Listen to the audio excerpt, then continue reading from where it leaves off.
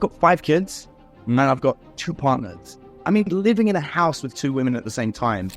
I was working behind the scenes with Ty Lopez. In fact, I was in Ty Lopez's house when he filmed I'm here in my garage. I mean, I tell this to my clients a lot of times. Look, you're like one DM conversation away from everything blowing up. I did purposely create a controversial story once that went wild. And so I learned crisis PR. I worked with Nescafe, Yum, Nike, PepsiCo, a whole bunch of companies. You have asked the one question no one's ever asked on any podcast ever. Adam, good to see you here, my man. Look, you are known to be the guy that formerly dated 2 women at once and also made a bunch of very happy, very healthy, very awesome kids with both of them at the same time. So obviously I had to bring that up as the first thing. Tell us more about that. Yeah, I mean, and actually, no, formally, still, I have been dating 2 women at the same time consistently since about 2012, give or take.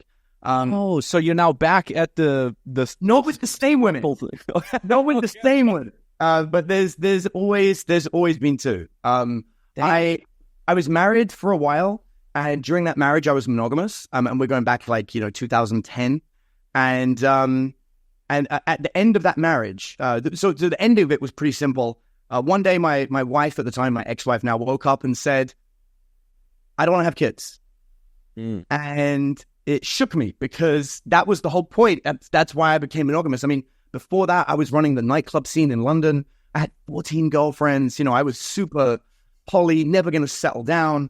Met this woman, decided I wanted kids. We spoke about it. It wasn't like we didn't know. And I don't hold it against her. She woke up one day and her mom had some kind of condition. I don't want to go into the details of it, but it was hereditary, and it's triggered by giving birth. And so my wife had thought about it, and she went, "I don't want to deal with that in this life." She's like, "There's too many kids on the planet. I'm happy to adopt." She's like, "But I don't want to give birth." And I looked at her and I said, "I'll divorce you over this." And at the time she was like, "You won't. I'm too pretty for that." Oh, really? That's what she said? That's what she said, yeah. And so I filed for divorce within 24 hours. And when we got divorced, it was very amicable. Like, it was very chill. And we had it was a beautiful moment. We spent 8 hours hugging on our last day together. Wow. Talking about all our good times together. And then, we moved on. We went and we stayed friends for a while. The friendships drifted apart. We've got our own lives, but it was pretty cool. And after that, I ended up in a relationship with 2 women. And it wasn't on purpose. It happened. But obviously, because of who I am and what I know how to do, it was great. We stayed together for 6 years. And then people change. And I always tell everyone, I'm a relationship coach, not a dating coach. There's a whole separate set of qualifications for relationship couples counseling. I'm not that guy. I'm if you want to meet somebody beautiful, get into a relationship, you want to, have wild, amazing adventures in the bedroom, I'm your guy. If you want to move on quickly after a breakup with somebody who appears to be better, and I'm your guy, right? That's what I'm good at. And so after 6 years, the relationship fell apart. And I think when a relationship starts to end, you always have to ask yourself this question, which is, are you going to change to keep the relationship? Or are you going to hold who you are and be willing to let them leave, if that's the right thing to do, knowing you have the skill to meet somebody else? And it's never taking me longer than 4 hours to move on after a relationship. It sounds wild. And I don't mean move on emotionally or internally. I mean, go out there, meet somebody new, start a new relationship. And so when that relationship with one of the partners started ending, I started meeting other people. So for the last 4 years, which is since that one ended, give or take, maybe longer than that now, about 5 years, I have consistently been in a relationship with at least 2 people. And I'm still trying to find the forever relationship. I haven't necessarily found the 2 women that I want to spend my entire life with. But it's always been 2. That's a lot of crazy, interesting points that you brought up there. Now, one thing, as far as I understood because I saw that whole thing happening on the sidelines. I think you were on on TV and they interview you all over bigger news outlets. I can't remember what the news outlets were, but like big, like you were in the newspapers and stuff. Yeah, Steve Harvey's show, the Today Show. They made a cartoon about us in Taiwan. Like a cartoon. Crazy. Yeah, dude, it was wild. And even to this day, the press will ask, like, you know, what's going on. We were on My Extraordinary Family like 2 months ago, I think. And yeah, it's wild. But I think as a guy, once you have a taste of dating two people at the same time, and I don't mean cheating. I don't mean like dating one person and then half the time I go and stay with the. I mean living in a house with two women at the same time. And the two women are also in a relationship with each other, as far as I understood, right? And that's key. Like, they have to be dating each other as well. It's not like multiple wives where it's like, I'm the guy and they center around me. Once you have that kind of dynamic in life, as a guy, you realize you're one of two guys. You're either a guy that is like, I cannot take this. Like, 2 periods every month, like 2 women PMSing, you know, double shopping sprees, thing with, you know, 2 women in an argument. Like, if that sounds like hell, and for a lot of guys, I think it does sound like hell, you realize, you know what, I just want to be with one woman. I don't want to deal with it. For me, it's the opposite. Once I had that dynamic, I'm like, oh, I can't have anything else. Like, this is perfect for me. And that once that happens, it's not even a question. It's, I think of it like a sexuality, you know, where it's not like I sometimes like to, you know, sleep with this kind of person. It's like, no, I am this kind of person. Like, this is who I am. I am someone who needs, enjoys, flourishes, and feels natural in a relationship with 2 women at the same time. Crazy. And because you said, like, are you living with them right now as well? What does your living arrangement look like? Because I think you have like 5 children, as far as I remember.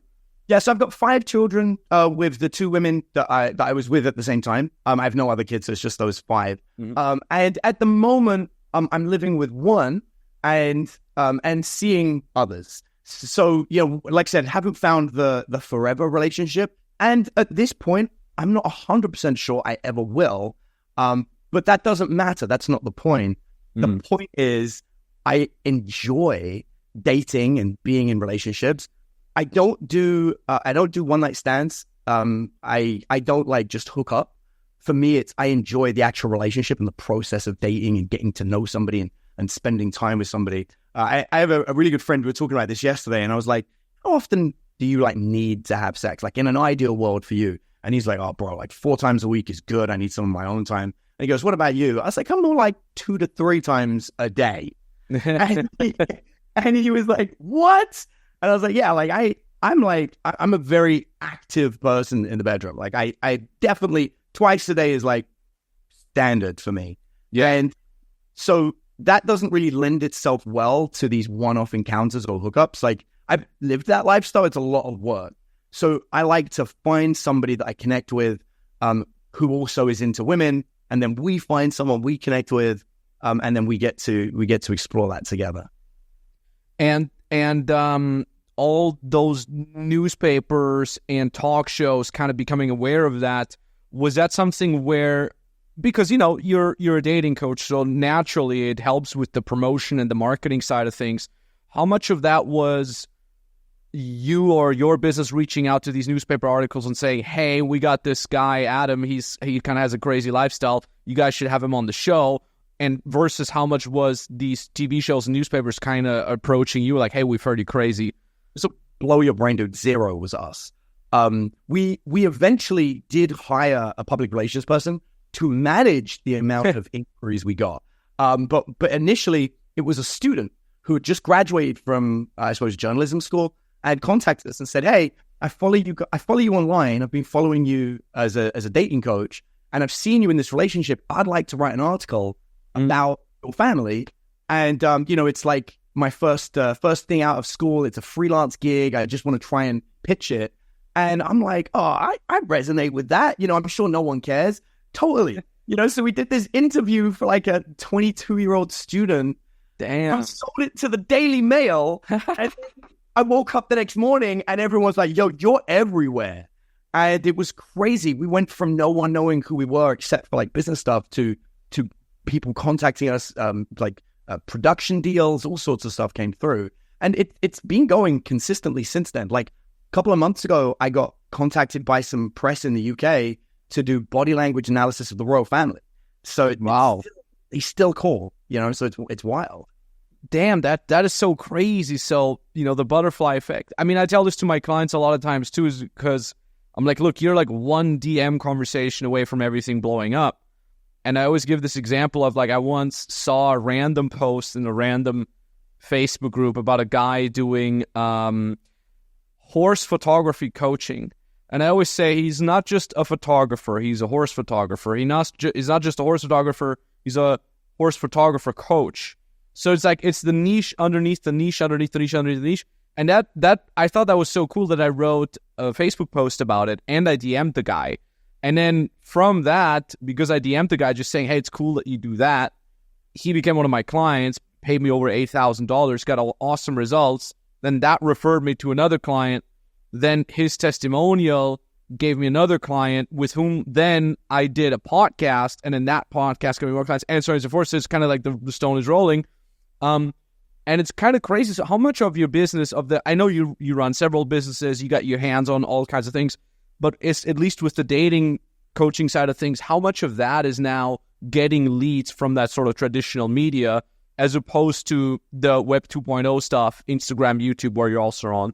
Dude, it's wild. I would say 80% of our clients came from the media, not from social. Yeah, it's actually funny because people will look at our social media because that's not our strong point. Like, you're really good at social. That's not what we're good at. We're still playing the game and figuring that out. But we've become lazy, I'll be honest, because people contact us all the time. I mean, my most recent client, was some dude who found me through some newspaper article ages ago, has been following me for a really long time, just sort of like reached out and was like, yo, can I give you 12 grand? And I was like, yeah, sure. And it was crazy. He just left yesterday. He came for a 2-day training, and nice. Yeah, it was super fun. I don't normally do like private stuff, but he was like, yo, I'd like to pay you this much money to come and work in person. And I was like, I haven't done this for so long, like in-person stuff. I was like, yeah, I'm down. And we spent 2 days together. And it was crazy because on day one, he was a nobody. And I phoned a friend of mine who is an old client in town. And I was like, do you want to come and shadow and hang out with this guy? I was like, he seems chill. He plays Magic the Gathering. I'm a nerd, so that was a weird. Love it. Love it. Play Magic the Gathering. I was like, hey, you can stay in my house. I don't care. And we played a ton of Magic while he was here. But yeah, we took him out on day one. And within 3 hours, he got a phone number and a date with one of the makeup girls in Sephora. And he was like blown away. My student was like, dude, I forget how good you are at this. He's like, you took him from he was a 4, as a guy. And he's like, and now he's got, this girl's phone number. I was like, yo, we haven't even begun yet. Wait, give it 24 hours. And at the end of the first day, we gave him a makeover. We got him to change his fashion. We got his beard trimmed down. And my buddy's like, yo, he's good. Look, he's like an 8 now. This is wild. Nice. We took him to a strip club that night, and he ended up getting a date with one of the strippers. She gave him his phone number.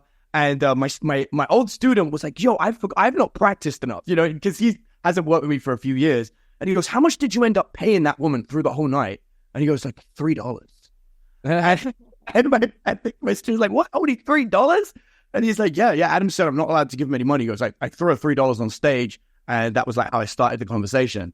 And so I love that stuff because you think of your return on investment. I paid no money to find the client, and he just. Do you know what your average demographic is like? Because I'm assuming since you're tapping into traditional media, it's a lot of older guys. But do you know roughly what the age range is? Not just roughly. This is actually my skill set. So where you're really good with social, I'm really good at identifying avatar buying needs, all that kind of stuff. So our clients are typically between the age of 38 and 45.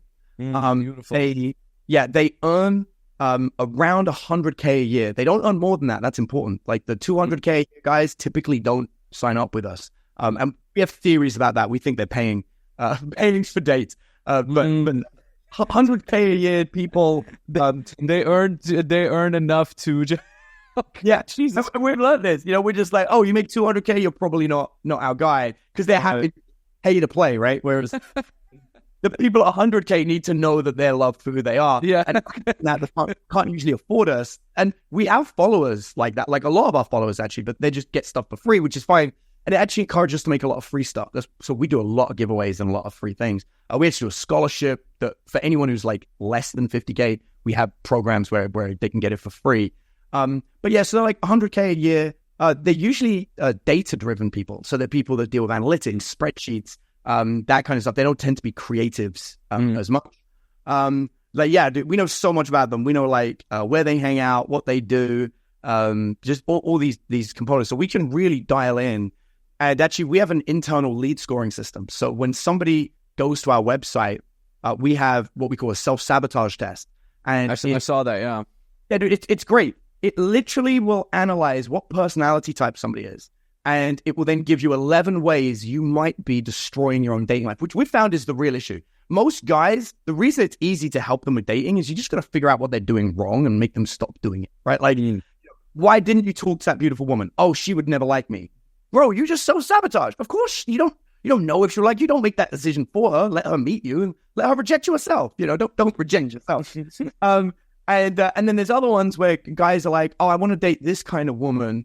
And I'm like, but you've dated that kind of woman before and it was always really bad. He's like, yeah, but maybe this one it will work. I'm like, maybe it won't. Maybe try this other type of woman. So there's 11 different ways, each of 8 different personality types of men self-sabotage. So you've got 88 ways people can self-sabotage. And so this test calculates that, but it does something more than that. It lets us know how likely we are to be able to help them. And so, sick. Yeah, there are certain people that we just know we can't help. And our test will tell us internally. And if we can help you, if we're like, okay, this person, easy to fix, we know what's wrong, they will go through a different customer journey than the ones we can't help. The ones we can't help, they get a bunch of free stuff, and we're like, good luck to you, stay in touch, join our free community, see you later. The ones that we can help, they get personal attention. They'll get a sales rep will start contacting them. Hey, how are you doing? Do you want to tell us more about your story? And then we'll build a relationship. Because for us, we know that there are some people we just cannot help, and there are people that it's really easy to help. And so our entire system is designed to find the people we can help, because it's not just selling to them. For us, the most important thing is the result they get at the end of the program. And so we don't filter for whether you'll give us money. We filter for, because if you give me money and we fail, that's bad. You're going to write bad things about us. We filter for who we can help. And that's why our program, it's called the ACE formula. Our program has a 100% success rate if you complete it and you match our ideal avatar that we know we can help. And we're very, very particular about that 100%, but we make it clear not everyone will get 100%, only the people that we filter through, and we don't sign people up that we can't help.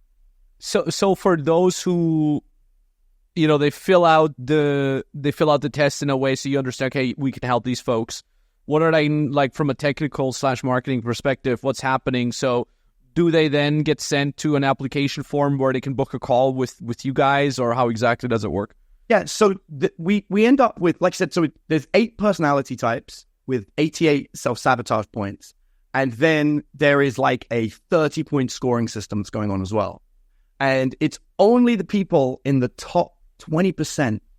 And by top, I don't mean who make the most money, because that's not what actually, money isn't what we look for, like I said. Because if they earn over 200 grand, we can't really help them. We know that. But does the sabotage test include a question about how much you make, or roughly, or something like that? It doesn't ask how much they make. No, it asks what industries they work in. It does ask whether there's somebody that saves money, and that if you don't save money, because very wealthy people don't tend to save, they invest. People that don't have money can't save. So we know that those 2 categories aren't really our person. Our person is someone who saves for a rainy day. They're like, well, I'm worried about, maybe I'll be out of a job for a couple of months, so I put money aside. That's our person, because they're data driven, right? So they're like, oh, the economy isn't that good, I'm going to put some money aside. And it doesn't matter how much the money is, because we're not after their savings, right? Like, our program is affordable. Like most people can just afford it if they're in our category.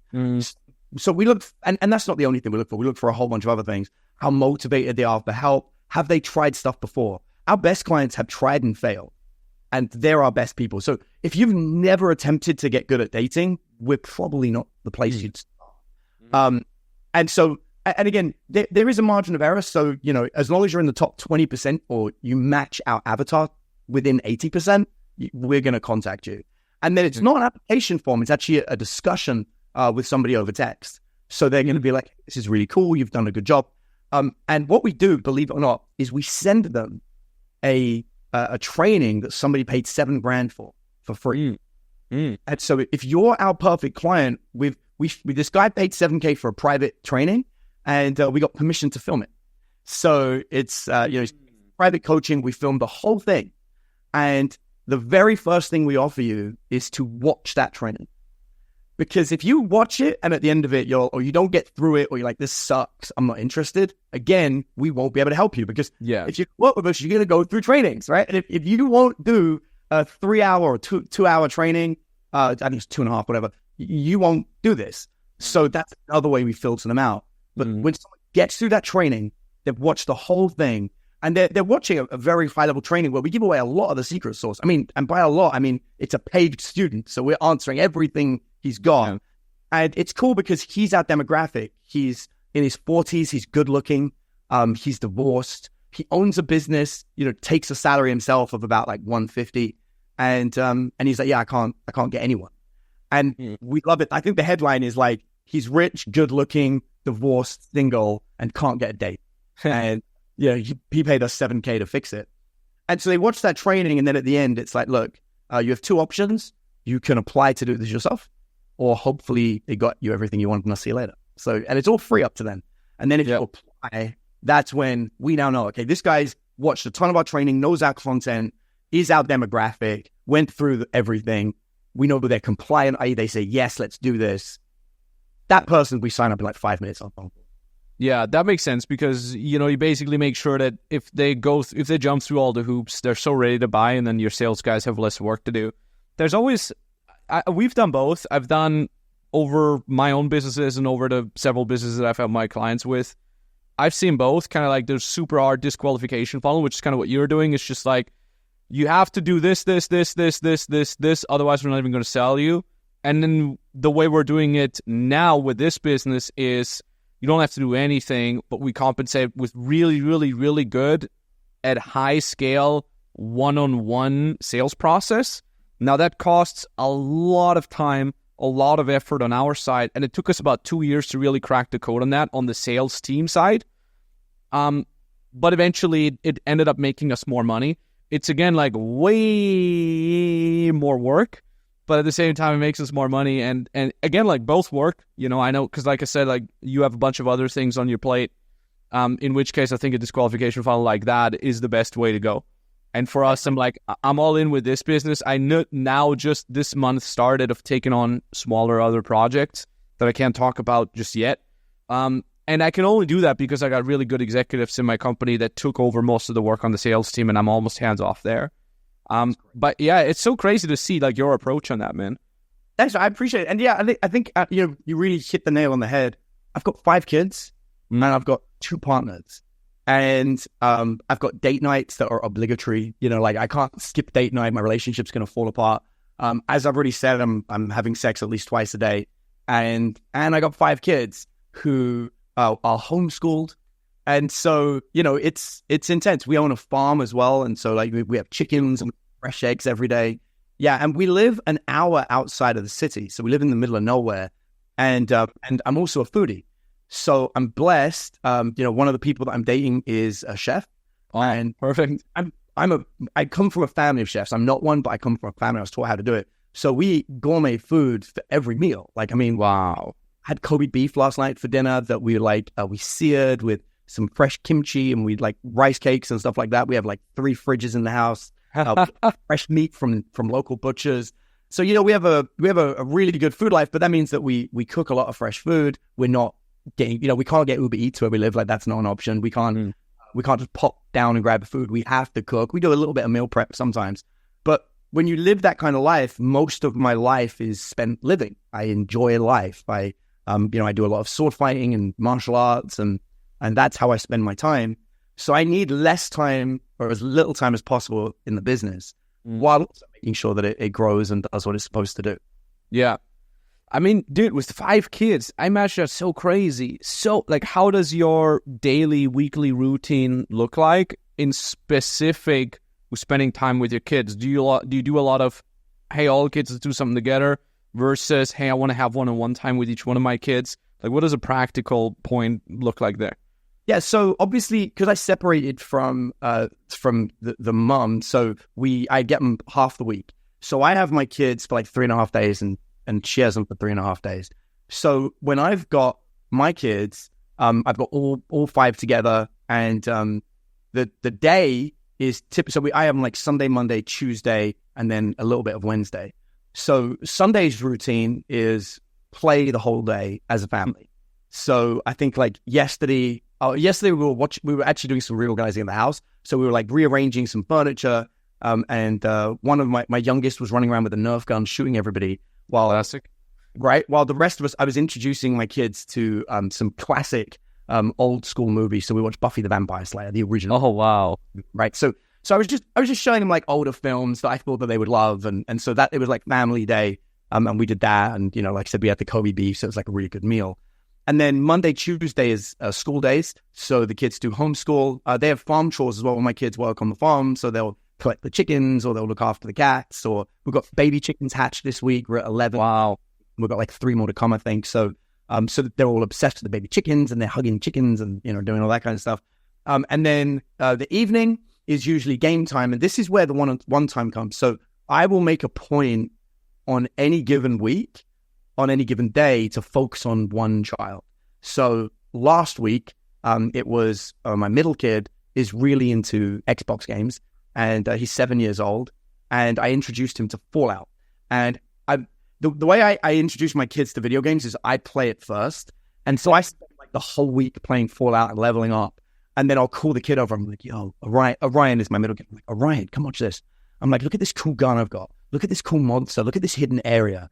And then he's that game's really cool. I'm like, no, I'm playing this one. It's like adults only. He's like, man, but I would love to play that. How old is he now? He's 7.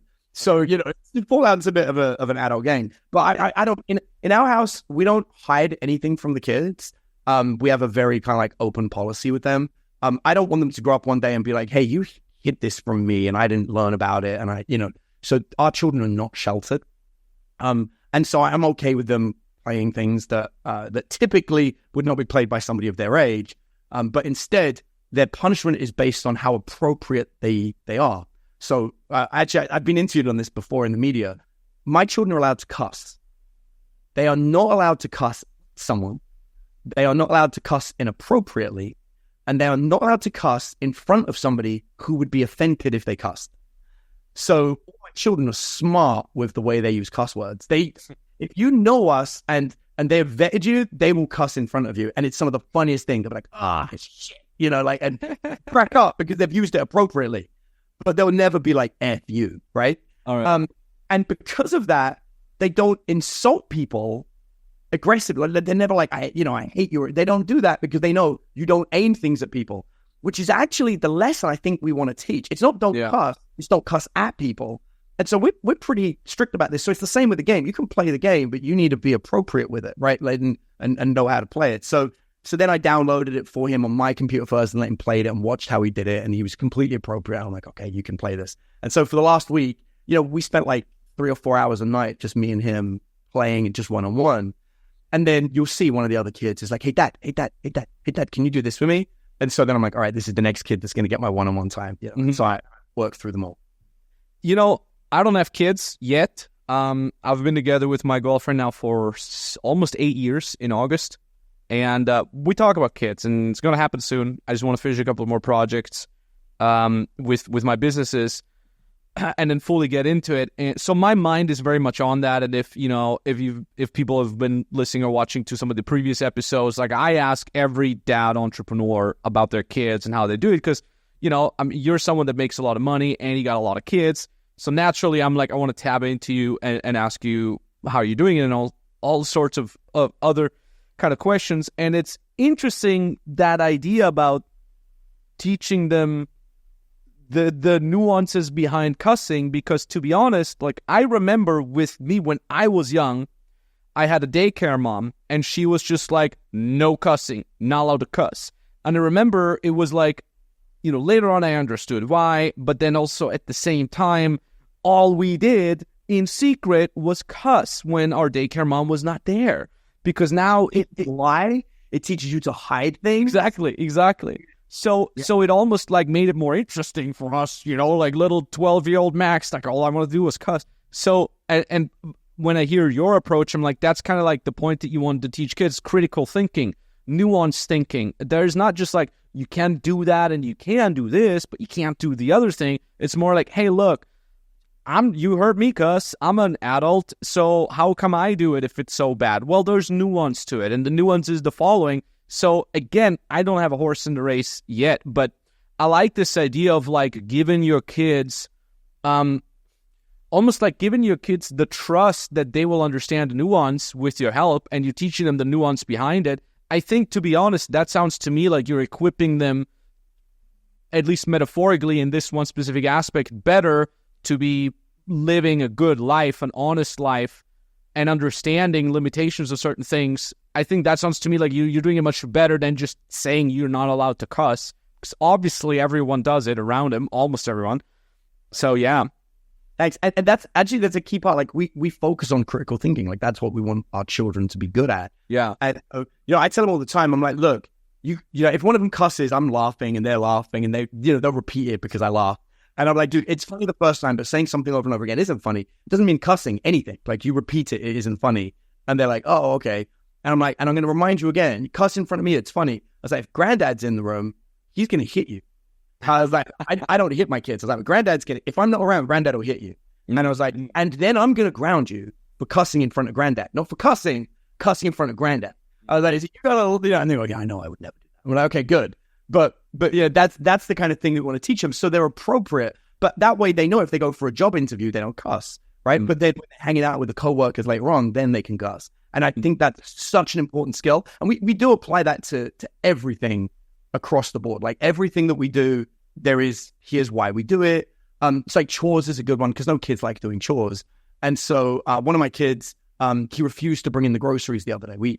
It's an hour drive, right? So when we get groceries, we get a lot of groceries. And so when we come in, every kid has to help carry the groceries. And one of them's like, I'm tired, I don't want to do it. I'm like, you sure about that? I was like, because we're all working for food. You don't want to work for food? He's like, you're going to beat me anyway. I was like, cool, no problem. And so that's great. I was like, just remember that this week. And so that week, later on, I cook meal and everyone eats food and he's smiling like, he didn't have to do chores. I'm like, all right, guys, who wants ice cream? And everyone raises their hand and everyone gets ice cream except him. And he's like, hey, Dad, where's my ice cream? I was like, oh, I don't remember you bringing the ice cream from the car to the house. And he's like, well, but everyone else gets ice cream. I was like, everyone else helped with the groceries. And he's like, so I don't get ice cream? I was like, not this week.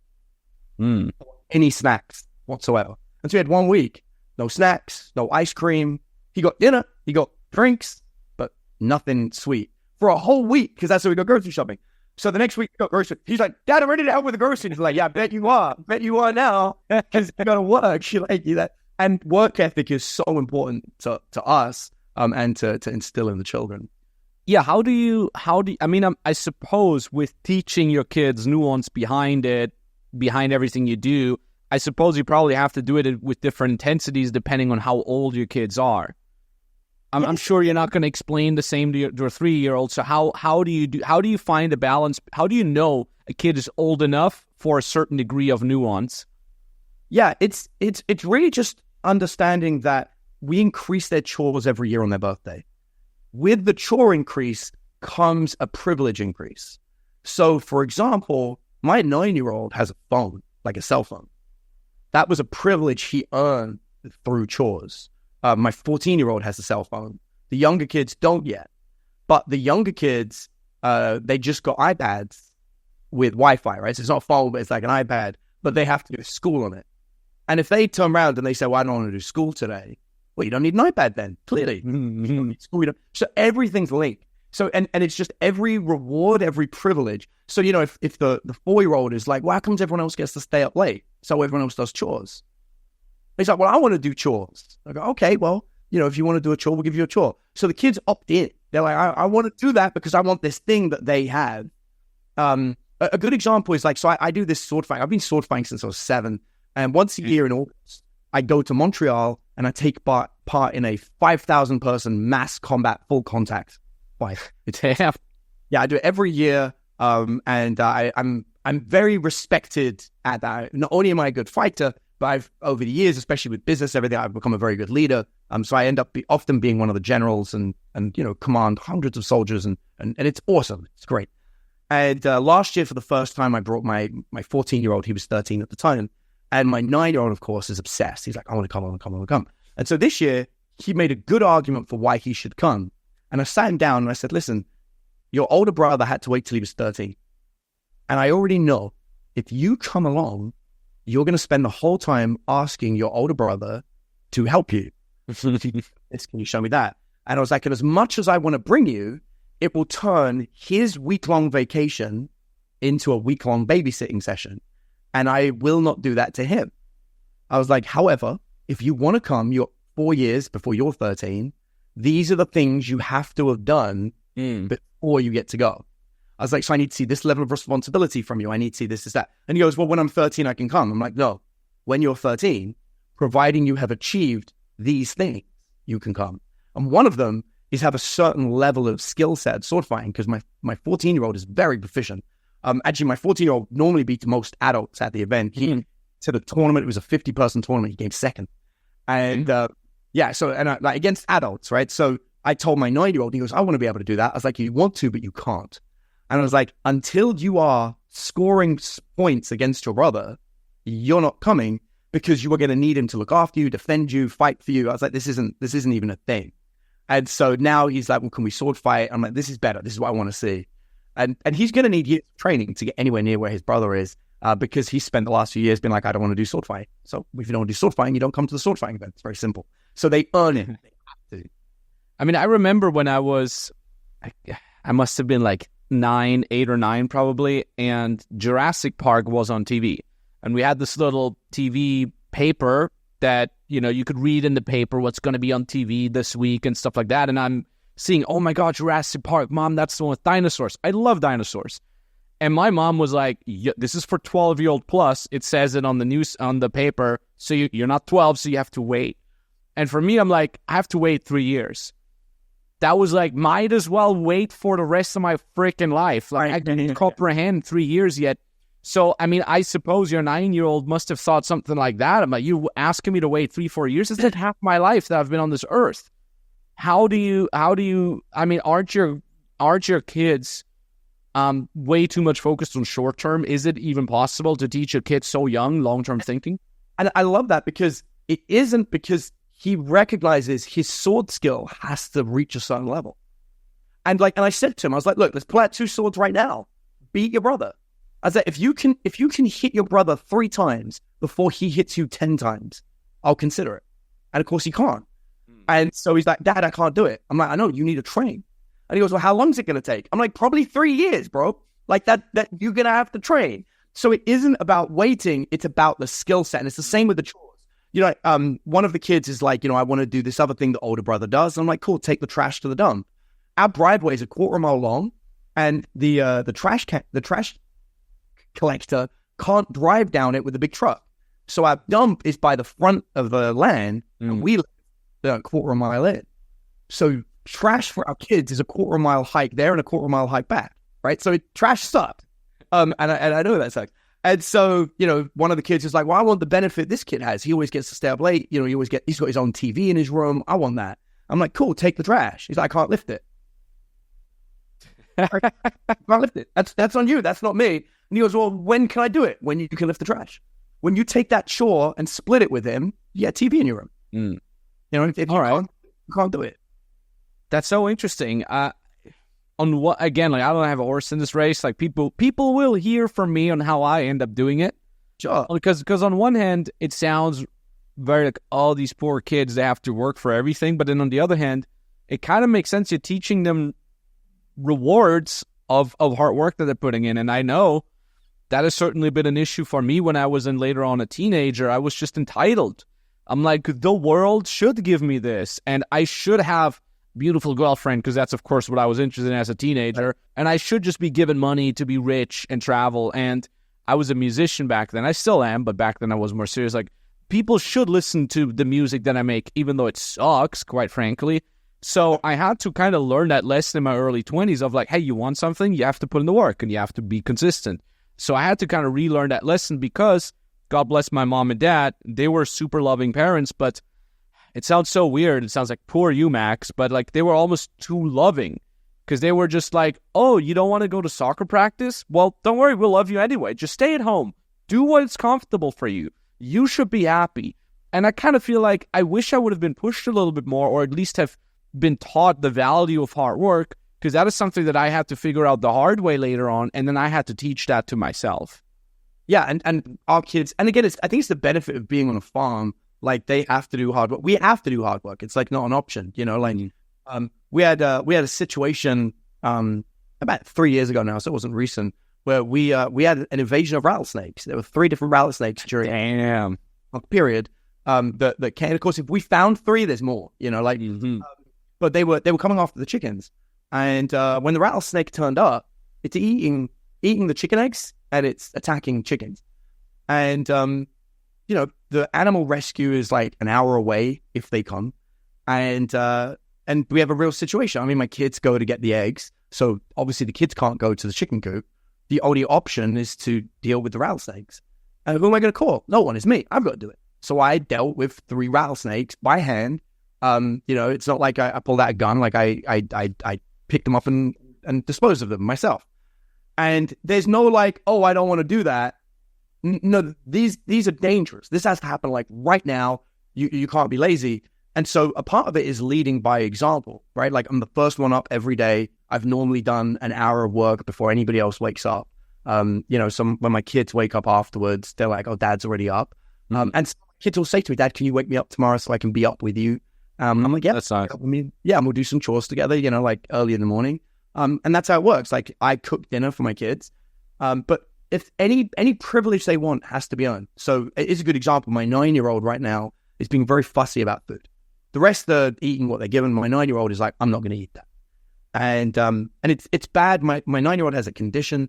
He can't not eat food. Like, cannot not eat it. He has medication he has to take. If he doesn't eat food, his body rejects the medication. He's been to hospital over this before. So like, he's got to eat.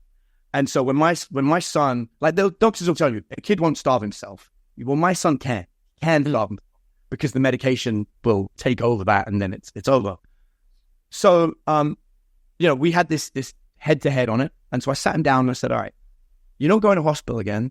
So obviously you're going to win the, I don't want to eat that thing, right? Because I don't want to take you to hospital. I was like, so you found a bargaining chip. I was like, so here's the deal. You never have to eat the food I make you, but you do have to eat food. And I was like, did you like going to hospital? And he's like, no. I'm like, cool. Make yourself whatever you want. And he's like, what do you mean? I was like, when I cook dinner, if you want to eat something other than what I'm cooking, you got to make yourself a meal. You also have to tell everyone in the family what meal you're making in case somebody else wants what you want. Oh, that. And so, you know, sometimes the youngest one is like, well, I want what he's having. I'm like, you have to make, right? Because that's not fair otherwise. And so when I'm cooking, often my 9-year-old, you know, probably 1 in every 3 meals is like, no, I'm going to cook something different. But as part of that, we had to discuss what is food. Because initially he's like, you know, I want to have, you know, just a slice of bread. I'm like, well, yeah. You know, so it's I'm just going to eat a bag of Cheetos, Dad. Right, yeah, exactly. So we had to have a discussion. I was like, so food, you know, I was like, I need to see protein on that plate. I need to see carbs on that plate. You know, you're going to have some kind of fruit or vegetable. I was like, I'm not going to force you to eat vegetables. I understand where you're coming from. You can eat fruits instead. I was like, but you're not just going to sit and eat a bag of grapes and consider that food. You know, like. So we had these really so like kids will do that probably. They're like, I don't care. I'll just eat all the cheese. Right. So, you know, so he's like, well, I really like, you know, orange chicken. I'm like, all right, well, I'm actually making chicken tonight. I was like, I'll put some of the chicken aside for you and you can make orange chicken with rice. I was like, but you are still going to have some kind of vegetable or fruit with it. And he's like, well, I don't want to eat vegetables. I was like, well, then grab some oranges slice them up and throw some oranges in with it. I was like, it's orange chicken already, add oranges. And he said, oh, that's a great idea. And so, he made orange sauce. He he cooked the fresh oranges into it. And he was like, Dad, this is really good. And actually some of the other kids were like, that's great. I want to eat that instead of what you're making. And I was like, cool. But again, the privilege of not being able to eat what the rest of us eat equals you better cook a meal then. And that's it. Like, I don't let my kids increase my chores. Like, I've got my own stuff to do. If you're going to make my life more difficult, then that's on you. Or like when the 4-year-old was shooting everyone with a Nerf gun, it's like, all right, bro, now go pick up all the bullets. That was a lot of bullets. There is. Go get them, Man. If you do it, then you don't need a Nerf gun. Yeah. And it's like, no, do it. What you would. It's like everything has consequences. Yeah. And you connect it. That's interesting. You also mentioned homeschooling. That was one of the things I wanted to ask you, because I have a lot of friends that are all entrepreneurs, and they're often worried about their kids going to school because they learn a bunch of random stuff at school. And I believe teachers is one of the most important jobs in our country, in every country there is, because those folks, those men and women work hard to kind of bring up the next generation of, Americans, Europeans, wherever the hell it is that you're living. But at the same time, a lot of teachers are bad, just plain bad. They teach your kids really bad shit. So I've been playing a lot with the thought of, like, if I have kids, don't want them to be homeschooled, don't want to send them to a private school, don't want to send them to a public school, and everything kind of has advantages, disadvantages. Private school, I suppose the teachers are better, but then at the same time, who are the other kids that are a bunch of spoiled brats with rich parents? Homeschooling, I have full control over that, but then also, like, do they learn more? Do they learn enough social dynamics? If I have, for example, an only child and it just spends time at home all the time, will it come out socially awkward? So there's a lot of thoughts that I have in my head for the future of my potential children. But how are you handling it? So, dude, I love that, and I want to deal with the only negative you came up with for homeschool is the only one anyone ever comes up with. Yeah, I will remove that as a problem for you specifically. I know a lot of kids that went to school and are socially awkward. And how did I fix it? By learning dating. And I am one of the best experts in the world to teach that skill. Therefore, that is the one thing I don't need to worry about in my kids. Because we could go to school and become socially awkward and need to hire an expert. My kids will never need to hire an expert because I am one. And so are you. Your kids will not have a socially awkward problem. They just will not. And if they do, you will fix it because you have helped people in their 20s solve this, 30s, 40s, doesn't matter. So there is no other downside. But the upsides are insane. The biggest one being this. How the hell is any adult on this planet going to bring a child into this world and choose not to be their number one teacher? That's why we want kids. I want to raise a kid. I want to teach it. I want to give it knowledge that I didn't have. You better be its number one teacher. By all means, send your kids to school if that's what you want. But then you better spend as much time teaching your kid as you're sending them into school to learn. Mm. And so I am hands-on with my kids' education. I am not hands-on with my kids' schooling. And these are two different things. So we have a program, an online homeschool that they do. It's a digital program. And they watch videos and they answer questions and they do that. I'm not hands-on with that. It's automated.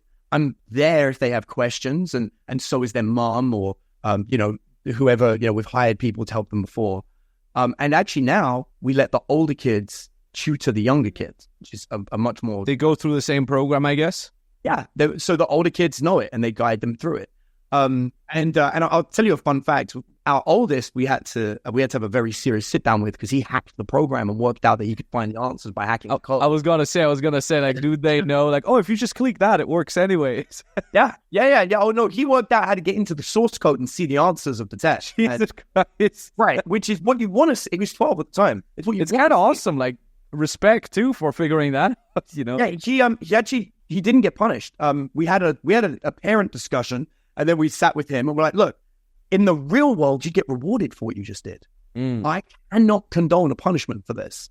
However, you are not learning. I was like, this is now a new problem. I was like, but you have cracked the code. Good for you. And that was the day that he unlocked reading books that dad told him he had to read with verbal quizzes. Just like in Fallout, you unlock new skills.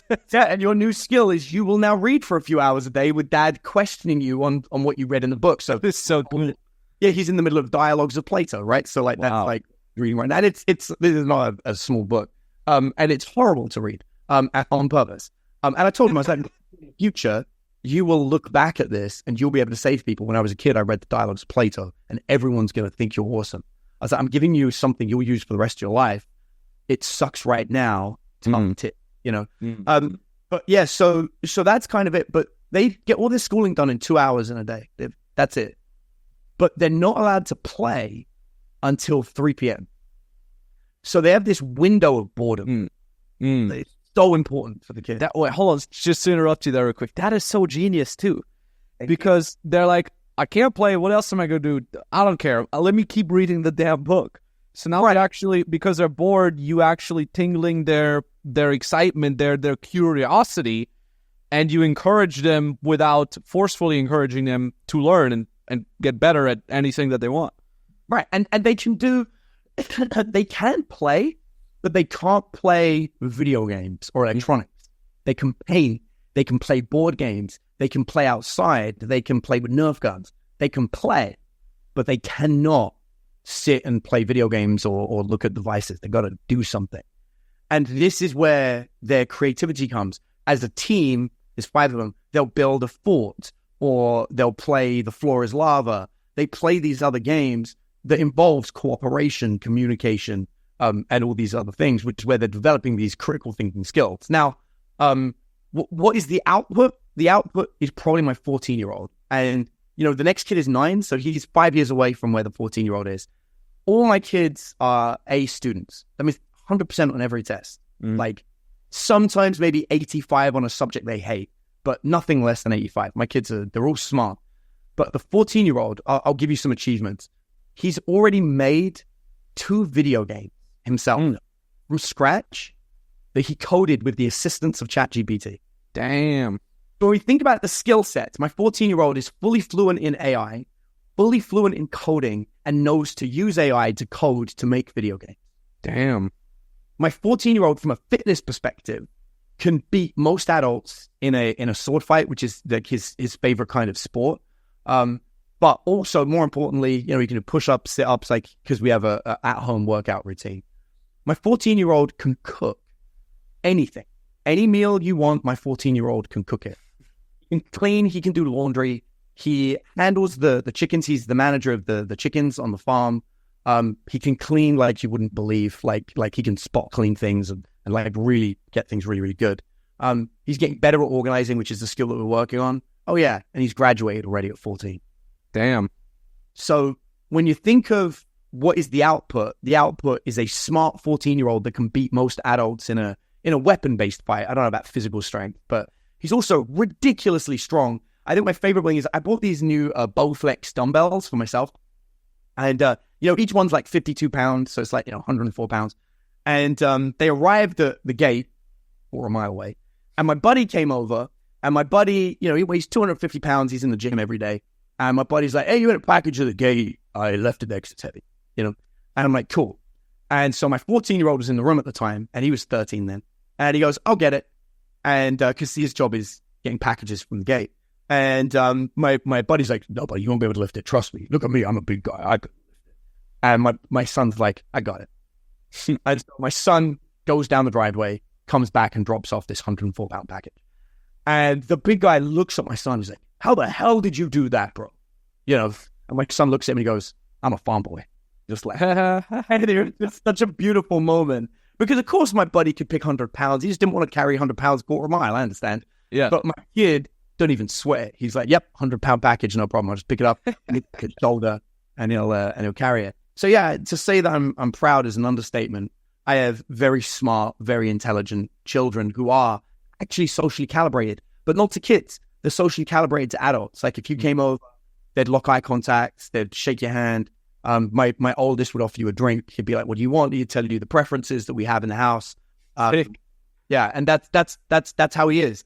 And all my kids would come, you know, greet you, shake hands. except the youngest who's not there yet. He's still stranger danger. He'd pretend he doesn't even see you and be like this. And that's how they're all raised. And like I said, they're all smart. They're all ahead in school. It's wonderful. I'm the most proud of being a dad of anything else ever. Damn. I mean, it sounds really awesome. It sounds like a lot of structure, a lot of thought went into it. And I also think like from what I can see, a lot of parents don't put that thought into it. They're busy. They're overwhelmed with their own lives.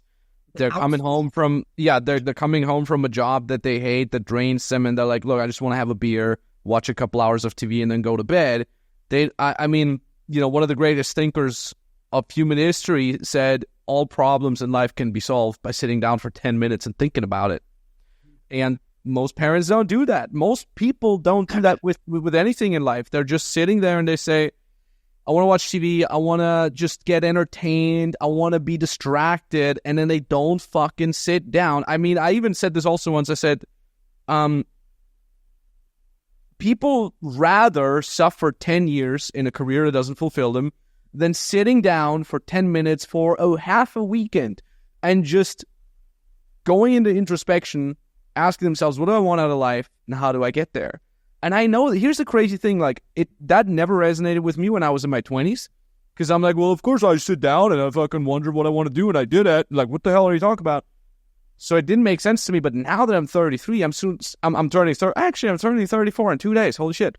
By the time of the recording, when this is out, I'm already 34. So, and I'm like, now it's so weird. Like my brain chemistry has changed so much over the last years that I'm rather just like, I don't know, I'm tired. I don't know. I don't want to think about it. I'm so much more drawn towards distracting myself and comfort food than I used to be. I don't do it because I got discipline and I got a track record of doing all these things for 20 years. But I feel like it's getting harder than it used to be. So naturally, I guess for a lot of parents, for a lot of people out there, they just don't want to sit down for 10 minutes and really think about what do I want my kids to learn? How do I figure out for them to do it in the best possible way?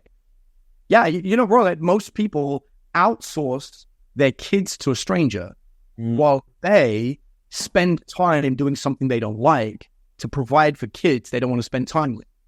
I'm the opposite. I spend as much time with my kids as possible while moving my work around them. Yeah. And then I'm intentional about their learning. And it's a very different thing. But you see the benefit of that, right? Like you see the kids flourish, and that's the whole point of this anyway. What you're saying about like the distractions and everything, it's a real thing. For example, I don't shame sitting and watching TV. Like, we do it. I don't shame sitting and playing video games. We do it. What I do instead is I make sure, just in my own life as well, that there is a reward system for it. So like I said, I spent the last couple of days teaching a guy in field. I was pulling off 14-hour days. So yesterday I sat down and I watched TV all day. And I said to my partner, I was like, yo, I feel bad. I'm just sitting watching TV and she's tidying and organizing and doing everything. And she just grabbed my face and looked at me and she went, did you forget you've just done 28 hours of work over 2 days?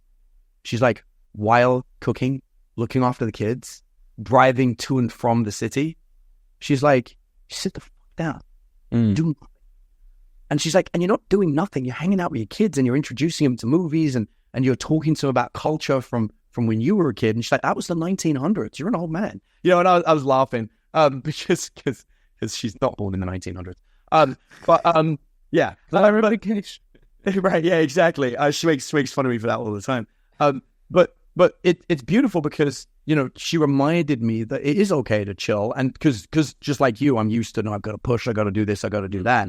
And I think it is so important for, as we age, to enjoy getting old. It's okay to rest a bit. It's okay to allow the younger generation to be the harder hustlers, because we're supposed to be smart. In sword fighting, we call it old man tricks.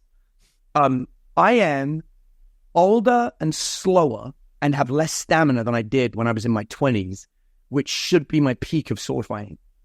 But at the age of 43, I can still beat most people in their 20s. So one of two things is true. Either, because I can't fight myself, either when I was 20-something, I was so good that now, even though I've declined, I can beat people in their 20s.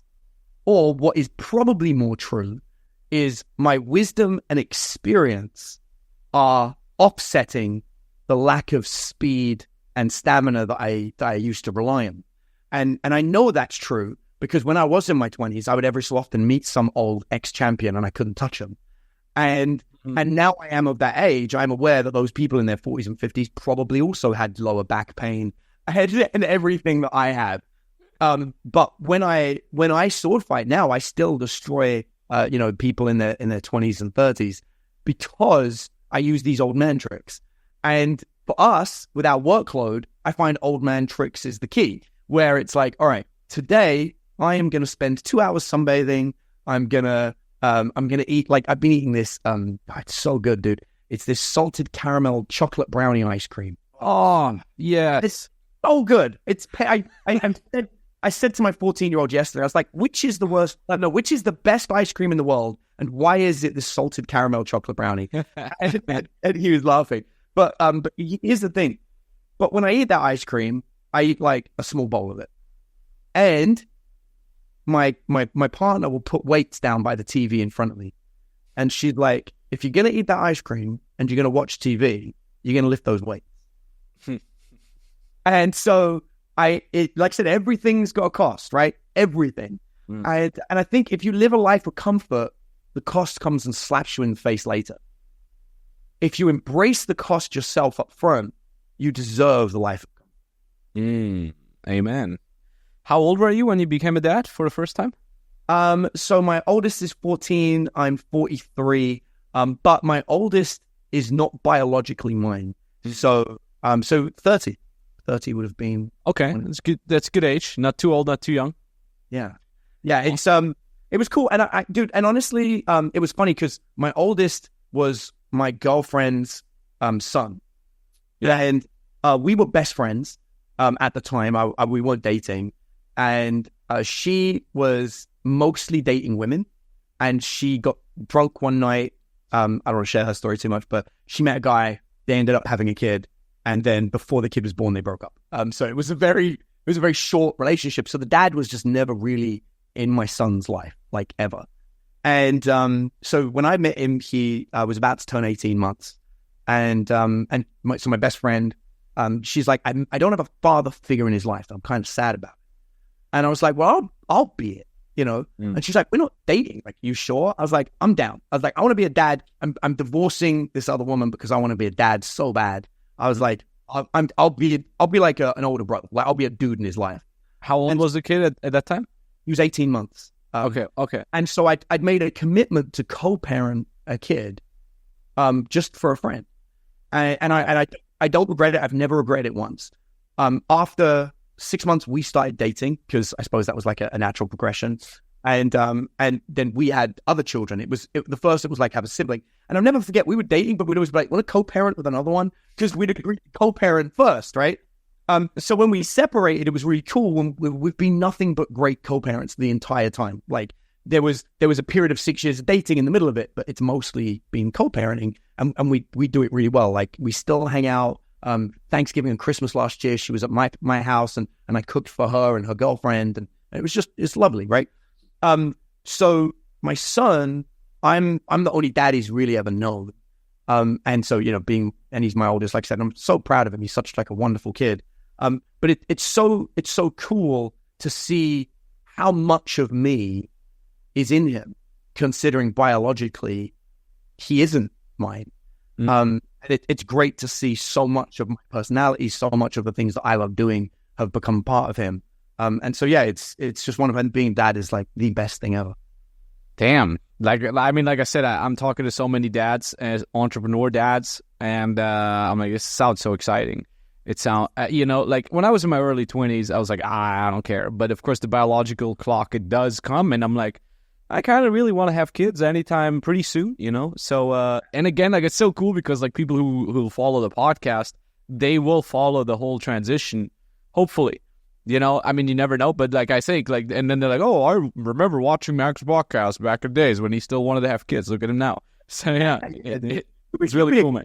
You approach things the right way, you'll be a good dad. You're a critical thinker, so you'll That's good to hear. That's good to hear, man. That's good to hear. And now you said you live in Austin. Is it Austin or close by an hour outside Austin? So I'm an hour outside of Austin. I'm technically not in Austin. There is nothing where I am. I mean, I'm surrounded by trees and I've got how did you pick that? Like, how come? So my buddy is my next door neighbor, and he's actually my business mentor. He is an older gentleman. He'll kill me for saying that, but he won't. He's an older gentleman. He sold a telecommunications business for a lot of money. He owns a number of companies, but he owns a medieval village, and my house is located next door to the medieval village. So, I mean, it's 150 acres. He lives in a castle. I mean, it's a real medieval town. That's so cool, man. Yeah, it's great. Like, so on the weekends, sometimes I'll just like walk to his land, and all the horses they use for jousting, they have to be exercised. So I get to like ride horses. It doesn't cost any money, but I can ride a horse whenever I want. I don't have to own the horses. It's really, really cool. So yeah, that's how I knew about the area. And when the land became available, I was like, yeah, I'm going to buy it. And then I built a house. I have 2 houses on the land. The one I'm in right now is my office. The other one is the one that I live in. And yeah, and it's wild. I mean, I'm looking outside now and I can just see grass that hasn't been mowed for a long time. And by that, I mean 3 weeks. But it's beautiful. It's very natural. Like, I often see deer outside the window and armadillo. Oh, nice. Yeah, and possums. I mean, all sorts of crazy creatures. It's beautiful. Yeah, that's definitely what I want as well. Like, I want to have a house on the countryside, kind of close-ish to the next big city. And my girlfriend and I, we've been talking about it, like most likely Austria or Switzerland, because I like the climate. Like, I need to have 4 seasons, especially winter. I need to have snow. Right now, I'm in Cyprus and Finland and Austria, and Finland's just like pure snow. And like, I'm right now in Finland, and it's kind of like spring, even though it's end of June. So that's a little bit too extreme on one side. Then, Cyprus is basically like summer all the time, plus extremely hot summer in the actual summer. And then Austria, Switzerland are like the only places that I could imagine living in, at least right now, that also have actual 4 seasons. Hot in the summer, cold with snow in the winter. And also this whole idea of having a farm, I love that. Like, I want to have chicken. I want to have goats, like 2 or 3 goats, because I like goat milk. I honestly like goat milk. Plus, I think goats are freaking cool. And I want to grow vegetables and fruit. I want to have a cherry tree, plum trees, maybe a pond, and so on and so forth. So I really like that idea of kind of like having land yourself, providing at least some of your food yourself. I want to have honeybees and the whole jazz. Like, I love the thought of that. I love nothing more than you make your own food, you eat it, and you kind of one with nature, but at the same time, you don't live nowhere. Like, you're still an hour away from a big city in case you want to do something, So that's pretty cool. Anyways, man, sorry, go ahead. No, I was just saying, yeah, the cool thing, I think, even an hour away, like, I lived in LA for a while, and it took 2 hours to go anywhere. Yeah. So I may as well live outside of a city that only takes an hour to get into. And what's cool is, but I'm only 35 minutes from an airport. So it's actually easy to just jump on a plane and fly somewhere. And that was part of why I chose where I am, because I'm on the airport side of Austin. Yeah, that's chill. That is chill. You're close by to the airport as well. Hell, man, by all means. Now, here's the funny thing is how we met. Like, this is a whole other thing. It's like we actually... And no one knows, because I've kept it on the quiet. I don't like bragging, so yeah. So as far as I remember, because for me it was a very chaotic time, towards the end of my collaboration with RSD, I built my first business together with RSD. Nothing but love for the guys, Owen, Nick, of course, all the other instructors. Towards the end, you actually got hired as an external consultant or something like that. And I think we've been in 2 or 3 group calls. And then, and ever since then, we've been in touch a little bit on WhatsApp. So how was that from your perspective? How did you get hired by RSD for what? I don't even know. So it all started with Julian Gate. So my background is a crisis public relations expert. That's my history. And that's how, when the media contacts, like, there are a lot of people that have been in the media that get bad press. I'm not one of them. And because of that, is because I know how to read in advance whether something's be good press or bad press. I know to avoid certain things. So far, anyway, touch wood, who knows? Never know, right? Maybe I just jinxed myself. But the point is, when the whole Julian thing went down, Owen, who I've known for a very, very long time as a friend, called me and said, I need this to go away and I don't know what to do. And so they hired me for a 1-day consultation to help Julian fix that situation. And I don't know if you remember, within 24 hours, it just vanished. That was me. I made that whole thing go away. And I created the whole press statement and negotiation. So you were the one who told him to go to CNN back then? Yeah, that was okay. it. Just for context, because some people won't know. So I had the contact at CNN. I wrote the script of what he should say. Basically, just be like, it was a misunderstood scenario. It was a bad attempt at humor. Exactly. I think were the wording. Yeah, okay. That was it. That was me. And which was the truth.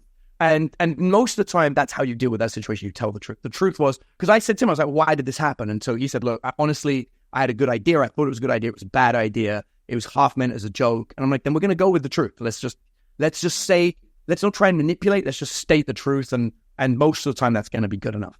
And so, and within 24 hours, because it just wasn't interesting anymore. The guy admitted, I'm sorry, it was dumb. Okay, well, that's it. It vanishes, right? And so I'd always been Owen's sort of like secret weapon if the situation happened. And then the CEO at the time, or president, I think, Renee, I was working behind the scenes with Ty Lopez. In fact, I was in Ty Lopez's house when he filmed I'm here in my garage. No way. Dating companies. And so I was helping him with that. And so Renee used to work with Ty Lopez. So when he left Ty, he went to RSD.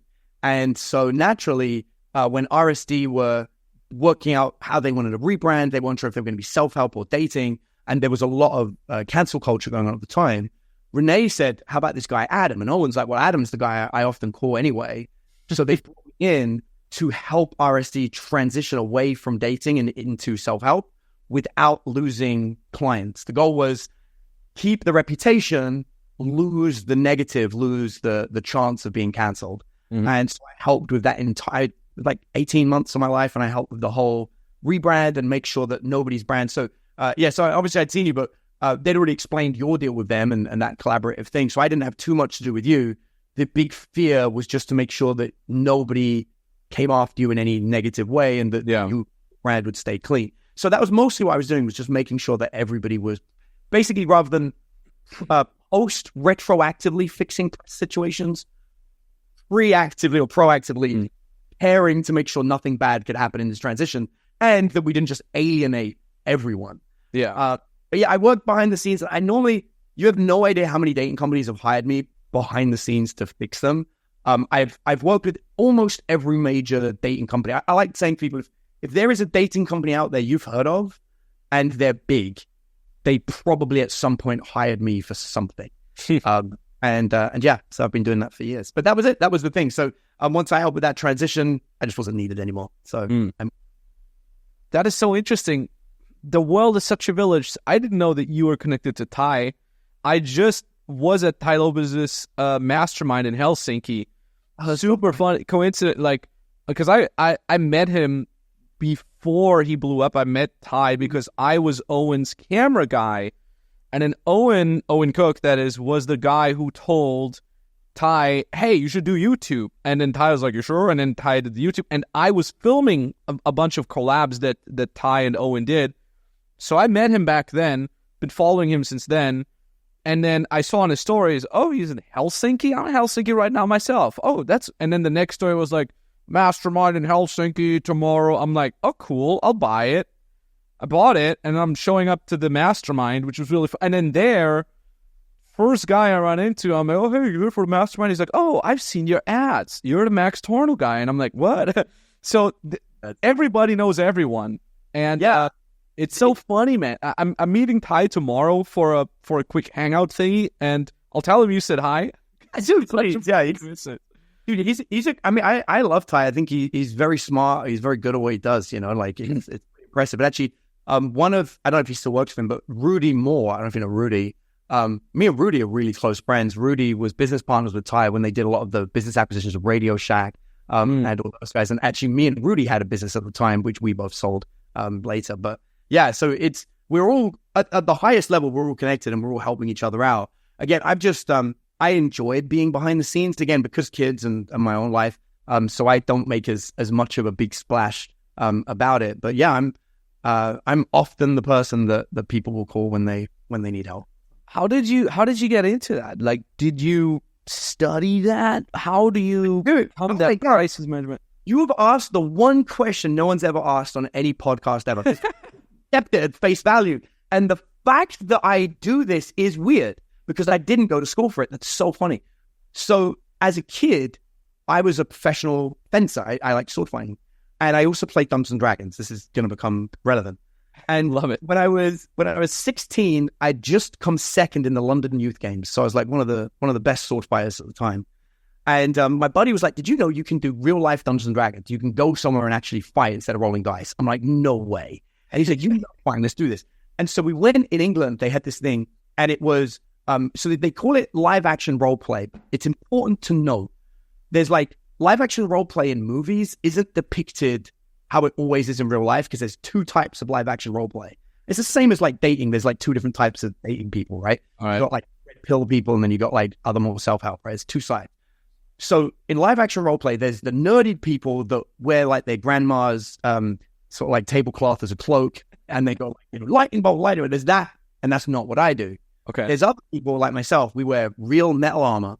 We have rubber coated carbon fiber rods and we're full contact whacking each other. And the only reason we're using rubber instead of metal is so we can have a real life and not, because there are people that do it with real metal. One down from that, but it's still, you get hurt. We have ambulances nearby and it's contact. And so I did this and I'm never going to forget. I'm like, I've got a sword.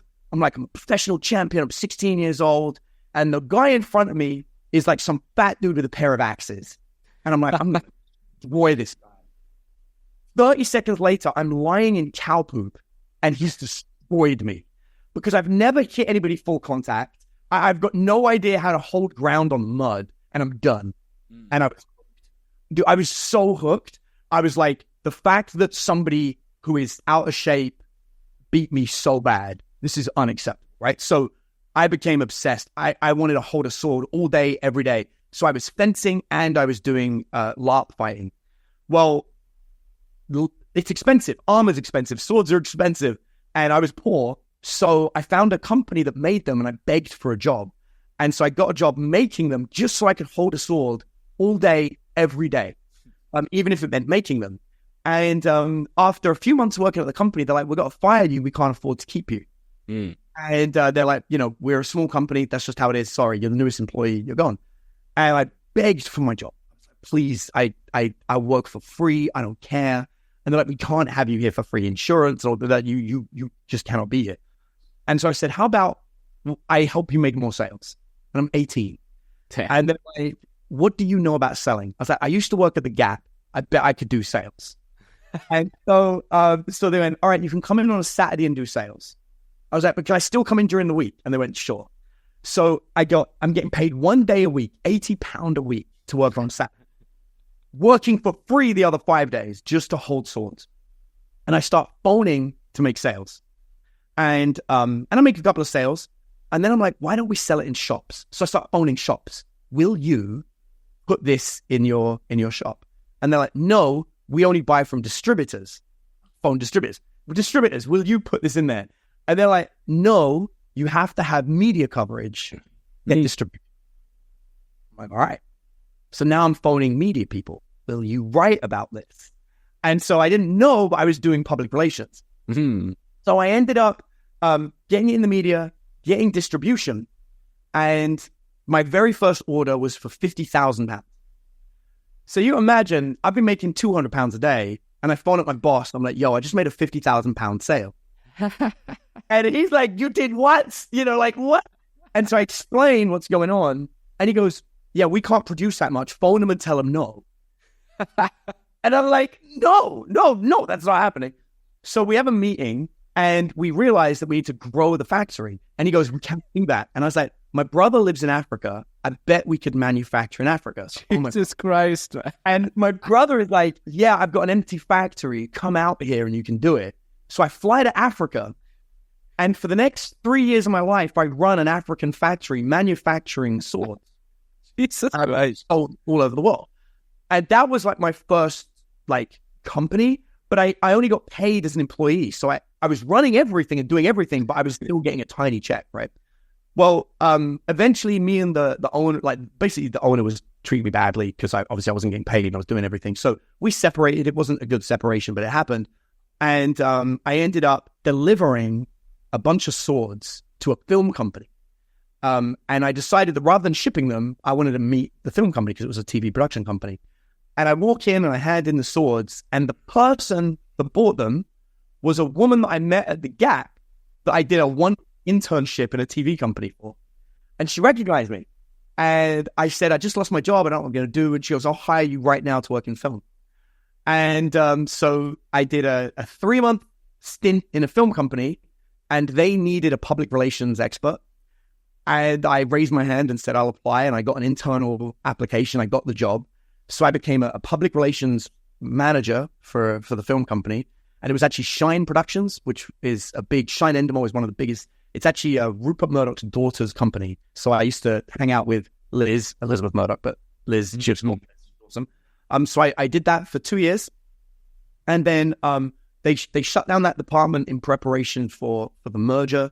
And again, I found myself without anything to do. And Liz referred me to Freud Communications, which is one of the largest PR companies in the world. And when I went in there, they went, you came in from a referral, you can work in any department you want. And so I looked at all the departments, and there was one PR that I'd never done, which was crisis PR. And I was like, I want to work in that department. And they're like, why? I was like, because I've never done it and I want to learn a new skill. And so I learned crisis PR. I worked with Nescafe, Yum, Nike, PepsiCo, a whole bunch of companies. I ended up not liking working in an agency. I preferred working with an individual company. I quit. I kind of bummed around for a while, not really sure what I wanted to do in life, and found dating. Damn. And all that because you wanted to do real life role play gaming. Good fine. Yeah, that's it. Basically. That's exactly it. Yeah, that was the whole thing.